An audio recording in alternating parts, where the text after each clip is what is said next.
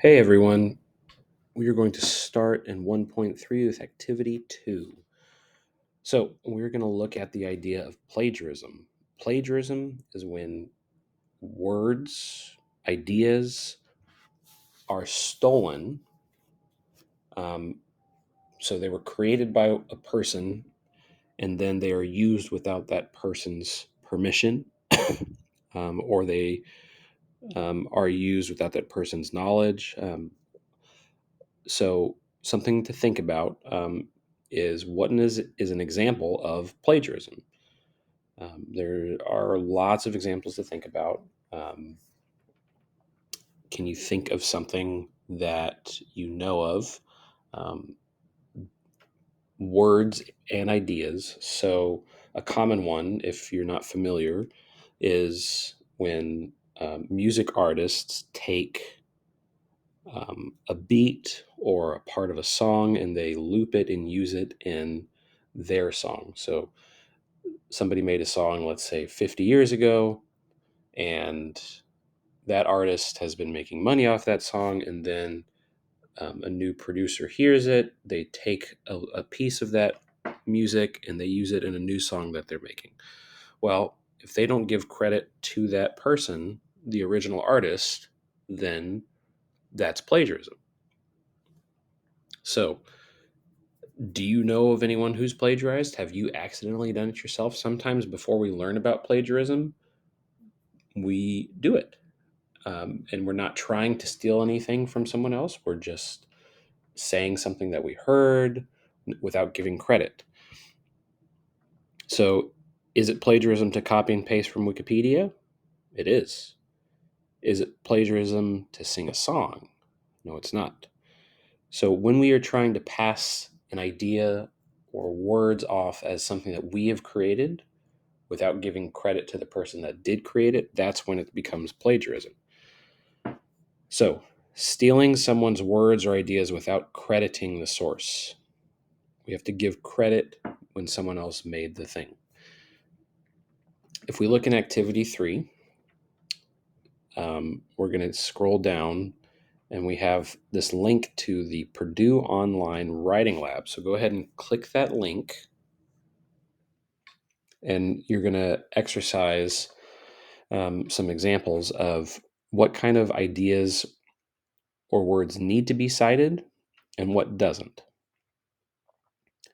So, a completed framed quote has 3 parts. For example, we have some type of introduction to the quote.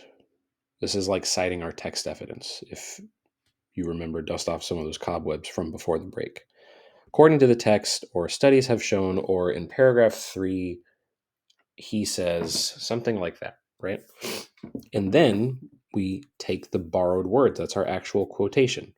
That's the things in between the quotation marks and including quotation marks if we need to add them.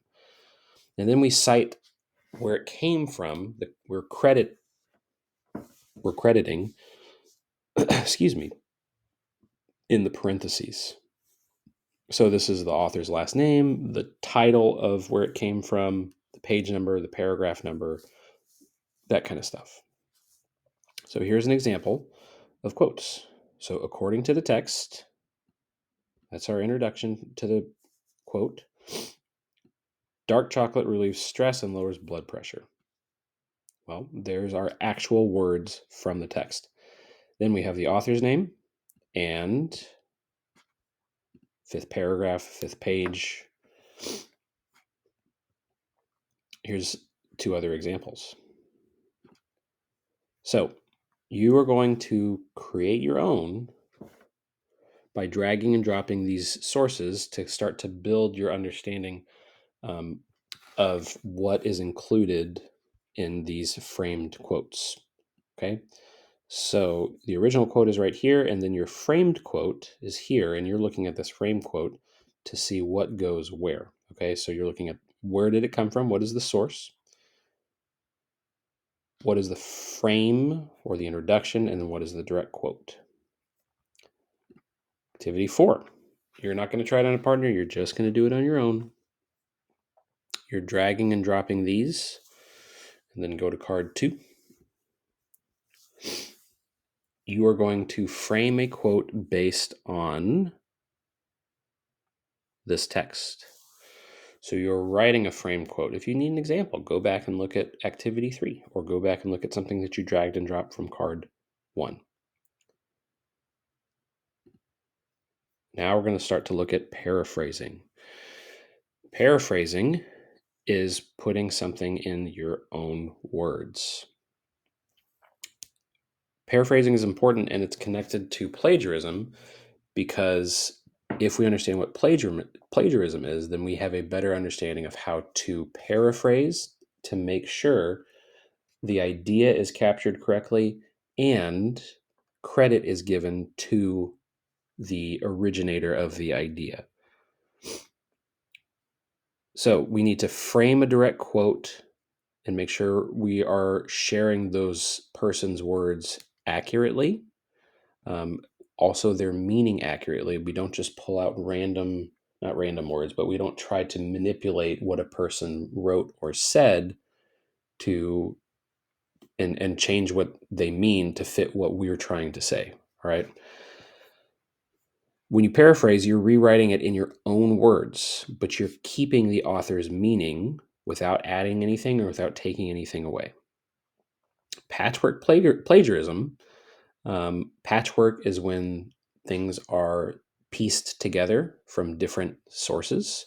Patchwork plagiarism is when you are putting some of the author's words together without quoting them, giving the reader the impression that you wrote the whole paragraph. So maybe you didn't provide enough credit. Maybe you didn't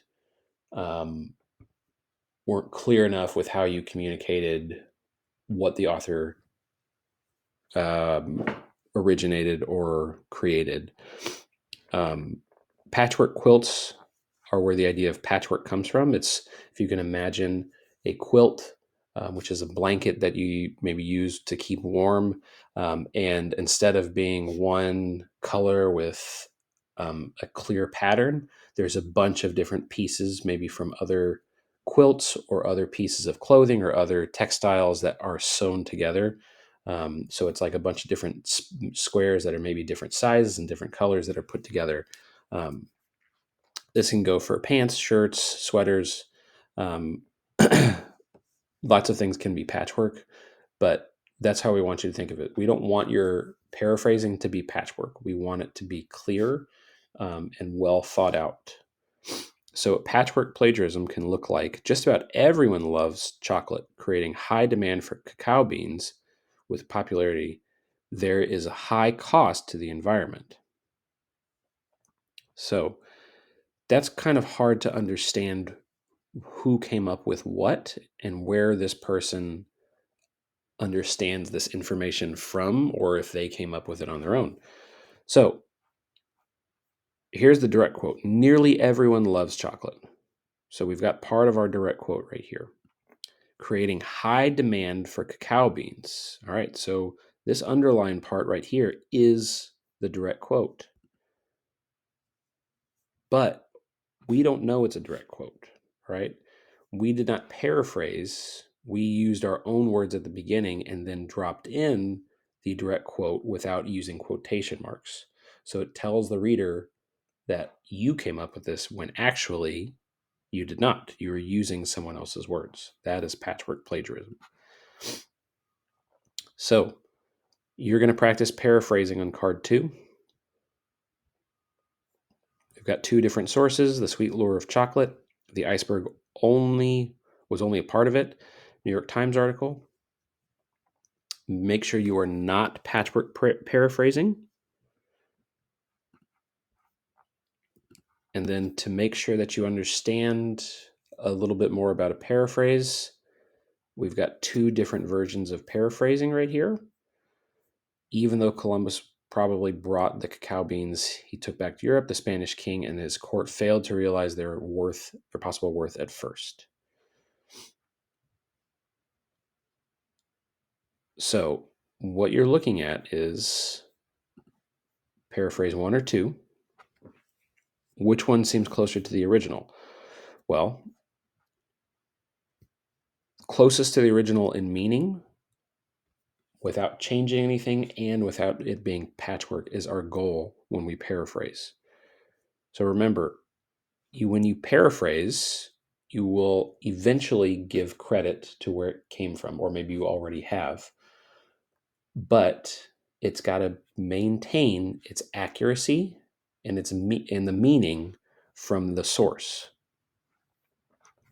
And now you're going to do your exit ticket. A, B, C, or D. Write a completed frame quote.